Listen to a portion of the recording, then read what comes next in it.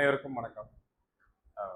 இந்த நிகழ்வை ஏற்பாடு செய்த 10 ரூபாய் இயக்கத்திற்கும் அதன் தலைவர் விஸ்வராஜு அவர்களுக்கும் முதலில் நன்றியை நம்ம எல்லார் சார்பாகவும் எனக்கு தெரிவிக்க வேண்டிய அவசியம் இருக்கிறது. இந்த மாதிரி ஒரு நிகழ்வு ரொம்ப ரொம்ப முக்கியமானது. பல நேரங்களில் அந்த நிகழ்வு நடந்த உடனே அந்த நேரத்தில் எல்லாரும் குரலை எழுப்புவோம். அந்த குரலை எழுப்பி அதற்கு பிறகு அது அப்படியே அடுத்தடுத்த விஷயங்களை நோக்கி நகர்வது உண்டு. ஆனால் சமூக வேலையில செய்யக்கூடிய நம்ம மிஸ் பண்ற பாயிண்ட் ரொம்ப ரொம்ப முக்கியமானது அதுதான்.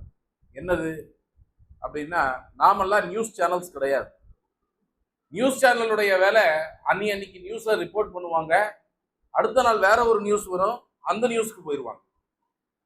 ஆனா தொடர்ந்து ஒரு சமூக பிரச்சனையை கையில எடுத்தோம் அப்படின்னு சொன்னா, அந்த பிரச்சனை பின்னாடி தொடர்ந்து அதுக்கு பின்னாடி போய் அதற்கான தீர்வு வரும் வரை தொடர்ந்து அழுத்தத்தை கொடுத்து கொண்டே இருப்பது, இயங்கிக் கொண்டே இருப்பதுதான் ஒரு இயக்கத்துடைய மிக முக்கியமான வேலை.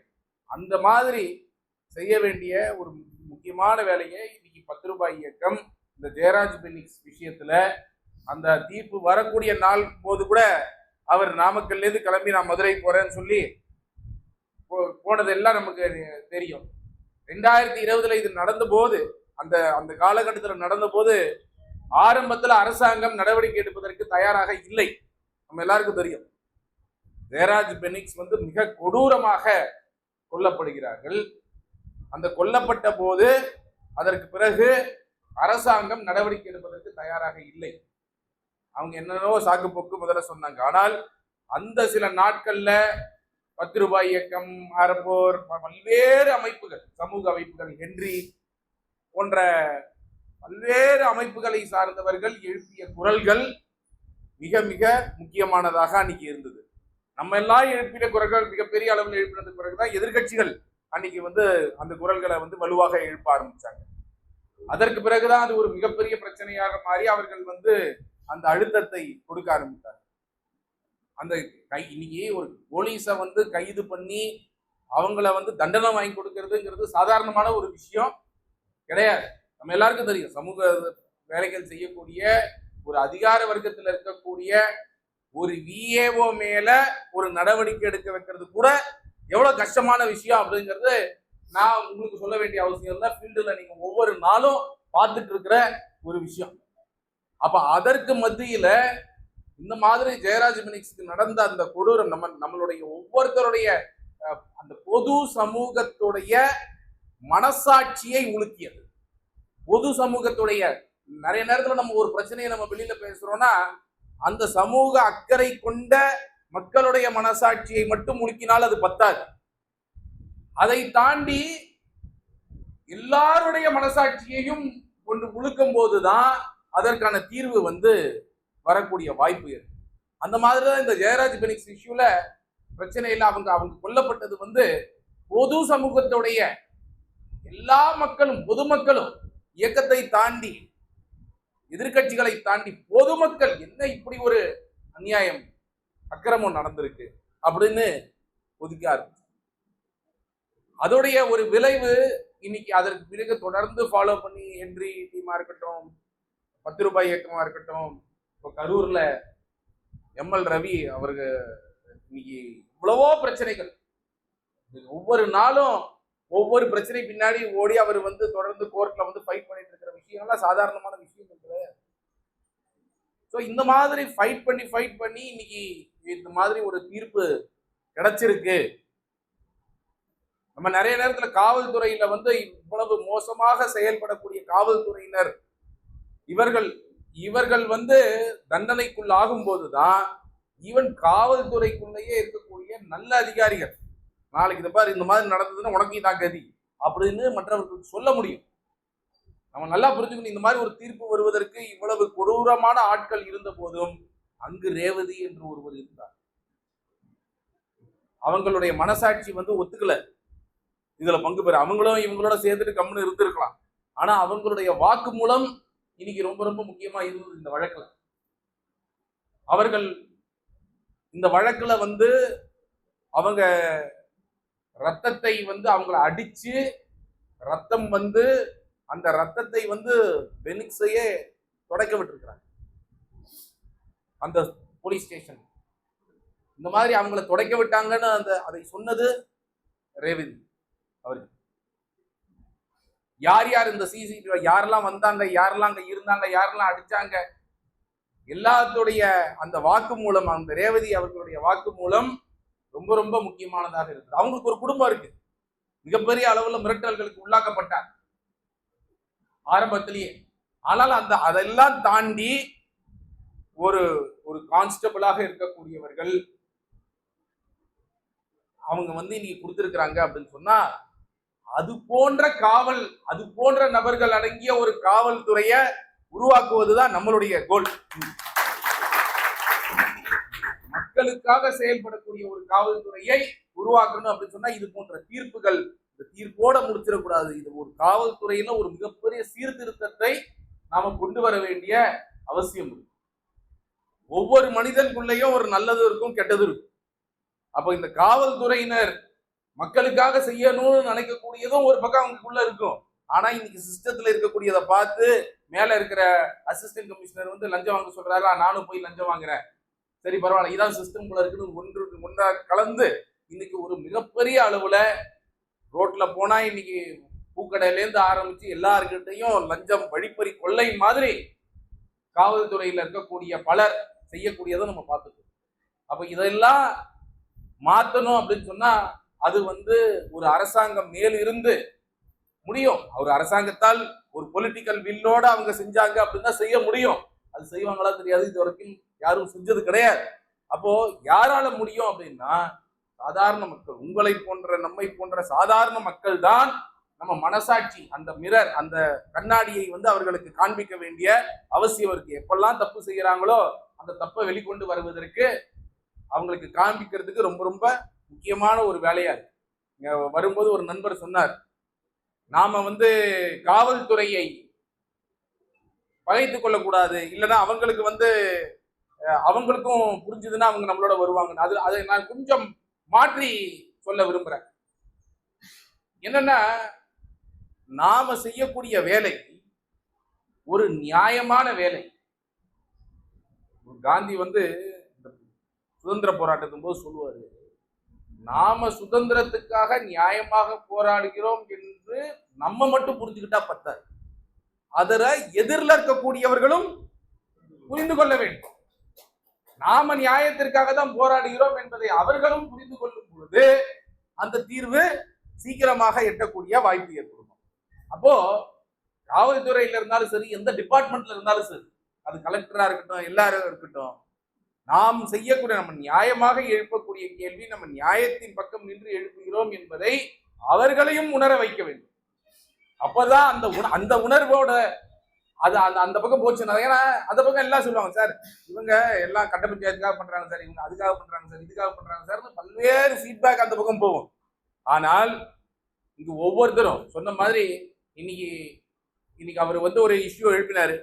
ரீசெண்டா பார்த்தேன், நான் 10 ரூபாய் நண்பர்கள் வந்த போது கூட பேசினேன் அதை பத்தி.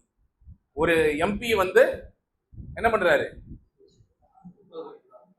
வண்டி ஓசியில ஒரு கார் வந்து கான்ட்ராக்டருடைய காரோ ஏதோ ஒரு காரை வந்து 3 கோடி ரூபாய் கார் வந்து இது பண்றாரு. இவர் ஒரு அந்த குற்றச்சாட்டை எழுப்புகிறார், ஆதாரத்தோட எழுப்புறாரு.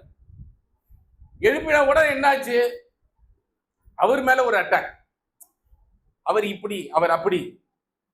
நாம என்ன பண்ணணும்னா, இந்த மாதிரி ஒரு நேரத்துல இதை வந்து நம்ம சொன்ன மாதிரி தான், முதல்ல அவங்க எதுவுமே பதிலே சொல்லலாம்னு வச்சுக்கோங்களேன், அப்பதான் நம்ம வருத்தப்படணும். நம்ம இவ்வளவு எழுப்புறோம், அவங்க சைட்ல இருந்து ரியாக்ஷனே இல்லைனா தான் நம்ம வருத்தப்படணும். முதல்ல அவங்க உங்களை இக்னோர் பண்ணுவாங்க, அடுத்தது சிரிப்பாங்க. ஒருத்தர் சொன்னாரு, இந்த 10 ரூபாய் இயக்கம் வந்திருக்காங்கப்பா, இவங்களுக்கு இதே இதுவா போச்சு அப்படின்னு சொல்லி சிரிப்பாங்க, வைப்பாங்க. அதுக்கப்புறம் என்ன பண்ணுவாங்க, அவங்க ரியாக்ட் பண்ணுவாங்க, பதில் சொல்ல ஆரம்பிப்பாங்க. அந்த பதில் சொல்வதுதான் ஆரம்பிக்கிறது தான் நமக்கான வெற்றியுடைய துவக்கம். அப்போ அதை அவங்க சரியா செய்யணும்னு அவசியம் இல்லை. குற்றச்சாட்டா வைக்கட்டும், என்னவோ வைக்கட்டும், இவங்க இப்படி அவங்க அப்படின்னு சொல்லிட்டு, ஆனால் அவர்கள் வைக்கக்கூடிய குற்றச்சாட்டு அப்ப அவங்களை பாதிச்சிருக்கு. நம்ம சொல்லக்கூடியது அவர்களை பாதித்து இருக்கிறது. சொல்லக்கூடிய குற்றச்சாட்டு. அப்ப அதற்கு அந்த குற்றச்சாட்டுக்கு பதில் சொல்ல வக்கில்லை. அதற்கு பதில் என்ன பண்றாங்க? ஒரு அட்டாக், தனிநபர் ஏதோ ஒரு சோசியல் மீடியா அட்டாக். நம்ம அதை பற்றி எல்லாம் கவலைப்படக்கூடாது. ஏன்னா அதற்கு அடுத்தது நடக்க போவது நம்முடைய வெற்றி தான். அதனால இந்த மாதிரியான விஷயங்கள்ல மக்கள், நம்ம இயக்கத்துல இயங்கக்கூடியவர்கள் ரொம்ப ரொம்ப சரியாக நம்ம பக்கத்துல நம்ம சரியா இருக்கிறோமா, நம்ம பக்கத்துல நம்ம நியாயமாக இருக்கிறோமா, நாம சட்டத்தின்படி செயல்படுகிறோமா, அரசியலமைப்பு சட்டத்திற்கு உட்பட்டு செயல்படுகிறோமா என்பதை கவனத்துல ஆழமாக கொள்ள வேண்டிய அவசியம். நம்ம இப்ப இந்த பிரிகேட் பள்ளிக்கரணை நாங்க சமீபத்துல அரசாங்கம் அதை ரத்து பண்ணி இருக்கிறாங்க. அதுல அவர்கள் ரத்து பண்ண வேண்டிய அவசியம் என்ன அப்படிங்கிறது யோசிச்சு, ரத்து பண்ண வேண்டிய அவசியம் என்ன? ஏன்னா அவ்வளவு பெரிய நம்ம எதிர்கொள்வது 2000 கோடி ரூபாய்க்கு ஒரு ரியல் எஸ்டேட் திட்டம். பிரிகேட் அப்படிங்கிற கம்பெனி 2000 கோடி ரூபாய்க்கு ஒரு அடுக்குமாடி ரியல் எஸ்டேட்டை கட்டுறாங்க. அந்த பிரிகேட் என்னும் நிறுவனத்திற்கு இந்தியா அளவில் அவங்க ஒரு பெரிய ரியல் எஸ்டேட் கம்பெனி. அந்த நிலத்தை வைத்திருப்பவராக மார்கன் என்று கிளைம் பண்ணக்கூடியவர் அவரு ரிலையன்ஸ் பாலு என்று அழைக்கப்படுகிறார். ரிலையன்ஸ்ல திருபாய் அம்பானி காலத்துல திருபாய் அம்பானியுடைய ரைட் ஹேண்ட் மேனாக இருந்தவர். அப்ப இவ்வளவு பெரிய ஆட்கள் எவ்வளவு பெரிய லாபி ஆபரேட் ஆயிருக்கும்ங்கிறது யோசிச்சு பாருங்க. சட்டம் ரொம்ப தெளிவாக சொல்லுது, இன்னைக்கு ராம்சார் என்று ஒரு நிலம் வரையறுக்கப்படுகிறதோ, டெசிக்னேட் செய்யப்படுகிறதோ, அது அறிவிக்கப்பட்ட நாள், அந்த நாள் முதல் அந்த நிலத்திற்குள் எந்த விதமான கட்டுமான அனுமதி கொடுக்க முடியாதுன்னு இருக்கு. அப்ப ஏப்ரல் 2022 அது அறிவிக்கப்படுகிறது ராம்சார் என்று. இப்போ இவர்கள் இருக்கக்கூடிய நிலம் பெரும்பாக்கம் ரிசர்வ் ஃபாரஸ்டாக, மார்ஷ்லேண்டாக இருந்த நிலம். ரெக்கார்டு 1911 ரெக்கார்டு படியும் அப்படிதான் இருக்கு. ரெவென்யூல உள்ளேந்து ரொம்ப தெளிவாக இதெல்லாம் பெரும்பாக்கம் ரிசர்வ் ஃபாரஸ்டோடைய லேண்ட். ஏதோ ஒரு காலகட்டத்தில் என்ன பண்றாங்க, தாசில்தாரும் இந்த ரியல் எஸ்டேட் காரங்களும் சேர்ந்து கோடு போடுறாங்க, ஸ்கேல் வச்சு கோடு போடுறாங்க. அந்த இடங்கள்லாம் பாத்தீங்கன்னா ஸ்கேல் வச்சு இப்படி மேலையும் கீழையும் அழகா கோடு போட்டிருப்பாங்க. ஒரு சர்வே நம்பர் அப்படி வராது, நமக்கு எப்படி வரும் லேண்டுன்னா, அப்படியே அச்சடிச்ச மாதிரி ஸ்கேல் வச்சு கோடு போட்டு அவங்களுக்கு பட்டா ஏதோ ஒரு காலத்துல கொடுத்திருக்கிறாங்க. ஆனால் அந்த பட்டாவே ஒரு இல்லீகலான பட்டா. ராம்சார் நிலத்தில் அதனாலதான் என்ன சொல்றாங்கன்னா, அரசாங்க நிலங்களும் இருக்கலாம், தனியார் நிலங்களும் இருக்கலாம். அந்த தனியார் நிலம் இன்னைக்கு தனியார் நிலமா இருக்கலாம், ஆனா அது மார்ஷ்லேண்டு, அது அரசாங்க மார்ஷ்லேண்டு. ஏதோ ஒரு வழியில இவங்க ஃப்ராடு பண்ணி ஏதோ ஒரு காலகட்டத்தில் இவங்க இதை பண்ணியிருக்கிறாங்க இல்லையா? அந்த வழியில் வாங்க. அப்போ இன்னைக்கு வரையறுத்து ரொம்ப தெளிவாக இருக்கு. அதை மீறி என்விரான்மெண்டல் டிபார்ட்மெண்ட் என்ன பண்றாங்க, இது ராம்சாருக்கு பக்கத்துல இருக்கிற நிலம் மாதிரி தெரியுது, இதுல எந்த இடம்னு கரெக்டா சொல்லுங்கன்னு சொல்லி அந்த பிரிகேடு கிட்டே கேட்கறாங்க. அவங்க ஃபாரஸ்ட் டிபார்ட்மெண்ட் கிட்ட இருந்து ஒரு ரிப்போர்ட் வாங்கி, ஃபாரஸ்ட் டிபார்ட்மெண்ட் 65 மீட்டர் தொலைவில் இருக்குன்னு ஒரு ரிப்போர்ட் கொடுக்குறாங்க. பட்டமா போய் சொல்றாங்க, ஃபாரஸ்ட் கண்ட்ரோல்ல இருக்கிற மார்ஷ்லேண்ட் அதுக்கு பக்கத்து லேண்ட். அவங்க 0 மீட்டர்னு கொடுக்கணும், எங்களுக்கு பக்கத்து லேண்ட் தான் இது அப்படின்னு கொடுக்கணும். ஆனா 65 மீட்டர் தொலைவில் இருக்குன்னு கொடுக்குறாங்க. அந்த பிரிகேட் நிறுவனம் பள்ளிக்கரணை சதுப்பு நிலம் எங்க இடத்துல 1.28 கிலோமீட்டர் தூரத்துல இருக்குன்னு போய் சொல்லி அப்ளிகேஷன்ல போடுறாங்க. இது யாராவது நேரில் போய் பார்த்தா கூட தெரியும் சதுப்பு நிலத்துல இருக்கு. அப்போ இந்த மாதிரி எல்லாம் பல பொய்களை வைத்து, இந்த பொய்களை ஆதாரங்களை ஒவ்வொன்றாக நம்ம வெளியில வைக்கிறோம். அப்போ ஏப்ரல் 2022க்கு பிறகு எந்த விதமான கட்டுமான அனுமதி கொடுக்க முடியாதுன்னு இருக்கக்கூடிய ஒரு இடத்துல ஜூலை 2022 அப்ளை பண்றாங்க. ஜனவரி 2025 நீங்க என்விரான்மெண்டல் கிளியரன்ஸ் கொடுக்குறீங்க, கட்டுமான அனுமதி கொடுக்குறீங்க. அவ்வளவுதான். இந்த நியாயம், இந்த ஆதாரத்தோட நம்ம அந்த நியாயத்தை முன்வைக்கும் போது எவ்வளவு நாளைக்கு அவங்களால அதை புறந்தள்ள முடியும்? உயர் நீதிமன்றமே என்ன சொல்லிட்டு, உச்ச நீதிமன்றத்துல வழக்கு இருக்கு, நாங்க இதுல தலையிட முடியாது அப்படின்ட்டாங்க, முடிச்சு வச்சுட்டாங்க. சரி, அடுத்தது நம்ம உச்ச நீதிமன்றம் போகணும். அதுக்கு முன்னாடி அரசாங்கத்துக்கிட்ட இன்னொரு அழுத்தத்தை போடுவோம். ஏன்னா நம்ம அரசாங்கம் அப்படிங்கிறது நம்ம திரும்ப கேட்கிறோம், இதை நீங்க ரத்து பண்ண போறீங்களா, பண்ண போறீங்களா இல்லையா? கரெக்டா அந்த மாடல் கோட் ஆஃப் கண்டக்ட் புது அரசாங்கம் வரத்துக்கு ஜஸ்ட் முன்னாடி அதிகாரிகளுக்கு தெரிஞ்சாச்சு. இதுல நாளைக்கு லஞ்ச ஒழிப்புத்துறைக்கு போச்சுன்னா சிக்கிறது நம்மளும் தான் சேர்ந்து சிக்குவோம். அரசியல்வாதிகள் சொன்னாங்க, பெரிய பெரிய இடத்துல இருந்து சிஎம் ஆபீஸ்ல இருந்து கூட பிரஷர் வந்திருக்கலாம். ஆனால் கடைசியில சிக்க போறது யாரு? கையெழுத்து போட்ட அதிகாரி. அப்போ நாமளும் சிக்கிறதுக்கு வாய்ப்பு இருக்கு. ஸோ ஒரு பாயிண்ட்ல அவங்க என்ன பண்றாங்க, இதை ரிவோக் பண்றாங்க. அது அவர்கள் மனசாட்சியை உலுக்கி அவங்க ரிவோக் பண்ணாங்களா இல்ல பயத்தின் காரணமாக செஞ்சாங்களாங்கிறது நமக்கு தெரியாது. ஆனால் நம்மளுடைய இந்த செயல்பாடுகள் தான் அவங்கள செய்ய வைக்கும். ஆனா இது எல்லாத்துலயும் நம்ம வெற்றி பெற்றுருவோம் அப்படிங்கிறது கிடையாது. இன்னைக்கு இது ஒரு வெற்றி, இன்னைக்கு ரிவோக் பண்ணிருக்கிறாங்கிறது வெற்றி. எல்லாத்துலயும் வெற்றி பெற்றுருவோம். 10 வேலை நம்ம செஞ்சோம்னா 7ல தோல்வி அடைவோம், 3ல வெற்றி அடைவோம். 10க்கு 10 வெற்றி அடைஞ்சோம் அப்படின்னு சொன்னா அரசாங்கம் நல்ல அரசு நடக்குதுன்னு அர்த்தம். உங்களுக்கு எனக்கு வேலை கிடையாது, நம்ம போய் நம்ம வேலையை பார்க்கணும் இல்லையா? இன்னைக்கு அந்த மாதிரி இல்லைங்கிறதுனாலதான் நாம இன்னைக்கு இயங்க வேண்டிய அவசியம் இருக்கு. அப்போ நாம இந்த புரிதலோடு தொடர்ந்து இயங்கி கொண்டு நமக்கு ஒரு தோல்வி வந்தா தோல்வியை பார்த்து நம்ம ஜெனரலா தோன்றும். ஆனா அதுல உண்மையிலேயே நம்ம பண்ண தப்பு ஏதாவது இருக்கா? நம்ம பண்ண தப்பு ஏதாவது இருக்கா? எதுவுமே கிடையாது. நம்ம நியாயத்தின் பக்கம் நின்று இருக்கிறோம், நியாயத்தின் பக்கம் கேள்வி கேட்டிருக்கிறோம். செய்ய வேண்டியவங்க செய்யல, கடமையை செய்ய வேண்டியவங்க தவறி இருக்கிறாங்க. நாம ஏன் துவண்டு போனோம்? நாம ஏன் அதற்காக நம்ம வேலை செய்யறத நிப்பாடு? நாம தொடர்ந்து இயங்கிட்டே இருப்போம். நம்ம அந்த புரிதலோட 10 பண்ணனா 3க்கு வெற்றி அடையும், 7 தோல்வி அடையும். அடுத்தது 5க்கு 5ஆவது வருதான்னு நம்ம முயற்சி பண்ணுவோம். அப்படிதான் நம்மளுடைய செயல்பாடுகளை கொண்டு போக வேண்டிய அவசியம் இருக்கு. எவ்வளவோ காவல்துறையினர் அசால்ட் நடந்திருக்கும். ஆனால் இன்னைக்கு ஜெயராஜ் பெனிக்ஸ் வழக்குல தான் தண்டனை கிடைச்சிருக்கு. பல இதுல காவல்துறையினர் தப்பி போயிருக்கிறாங்க. அதற்காக நாம இயங்காமல் நிறுத்தி வர முடியாது. இந்த மாதிரி வெற்றிகளை, இந்த தீர்ப்பின் வெற்றியை நாம் கொண்டாடவும் வேண்டும். இந்த மாதிரி தீர்ப்பின் வெற்றியை கொண்டாடணும். இது போன்ற விஷயங்கள் தான் நமக்கு ஒரு ஊக்குவிப்பை தரும். அடுத்தது ஆமா பரவாயில்ல. சோ சின்ன சின்ன வெற்றிகள், உங்களுடைய வேலையில நடக்கக்கூடிய சின்ன சின்ன வெற்றிகளை கொண்டாடுங்க. நீங்க ஒரு புகார் கொடுக்குறீங்க, ஒண்ணு நேத்து சொன்னார், ஒரு இதை கிளியர் பண்ணிட்டாங்க அப்படின்னு சொல்லிட்டு இந்த நேத்து கொண்டாடு. சின்ன சின்ன விஷயங்களை, சின்ன சின்ன வெற்றிகளை. அது சின்ன வெற்றியும் கிடையாது, ஒவ்வொன்றும் பெரிய வெற்றி தான் உண்மையிலேயே பாத்தீங்கன்னா. ஏன்னா அதற்கு முன்னால் நடந்த அந்த ஊர்ல, ஒரு ஊராட்சியில நடந்ததுனால அது சின்னதுன்னு நம்ம சொல்லிட முடியாது. ஏன்னா அதற்கு பின்னாடி ஒரு பெரிய போராட்டம் இருக்கும். அதற்கு பின்னாடி பல மாதங்கள், பல வருடங்கள் நடந்த போராட்டம் இருக்கு. அப்போ அந்த போராட்டங்களுக்கு நம்ம ஒவ்வொருத்தரும் மதிக்கணும். அந்த மாதிரி ஒருத்தர் வெற்றி அடைந்திருக்கிறாருன்னா அவருக்கு கால் பண்ணி நம்ம கங்க்ராச்சுலேட் பண்ணுங்க, ஊக்குவிப்பு கொடுங்க. மற்றவர்கள் எல்லாம் ஊக்குவிப்பு கொடுப்போம். அப்போ ஒவ்வொருத்தருக்கும் நம்ம ஒருத்தருக்கு ஒருத்தர் தான் நம்ம அந்த ஊக்குவிப்பை கொடுத்துக்கணும். அப்போ அதை ஊக்குவித்து நம்ம இந்த வெற்றிகளை கொண்டாடி நம் தொடர்ந்து இயங்கிக் கொண்டே இருப்பதன் மூலமாகத்தான் இன்று மாற்றங்களை ஏற்படுத்தும். புதிய அரசாங்கம் ஒன்று வந்திருக்கிறது. எந்த ஒரு புதிய அரசாங்கம் வந்தாலும் அந்த 3 மாசத்திலிருந்து 6 மாதம் காலம் அவர்கள் நம்மை போன்ற இயக்கங்களும் மக்களும் சொல்வதை காது கொடுத்து கேட்பார்கள். அதற்கு பிறகு கேட்டாங்கன்னா நல்லது. ஆனால் குறைந்தபட்சம் இந்த காலகட்டம் ரொம்ப ரொம்ப முக்கியமான காலகட்டம். அதனால இது என்ன செய்யணும்னு நினைக்கிறீங்களோ இந்த நேரத்துல நீங்க அதிகமாக அதிகாரிகளையும் ஆட்சியாளர்களையும் சந்திச்சு உங்களுடைய பிரச்சனைகள், அந்த தீர்வை நோக்கி வேலை செய்வதற்கு அதிகமாக நீங்க இந்த 3-6 மாத காலம் ஒதுக்கணும். அது ரொம்ப ரொம்ப முக்கியம். ஏன்னா இந்த நேரத்துலதான் அவங்க காது கொடுத்து கேட்பாங்க.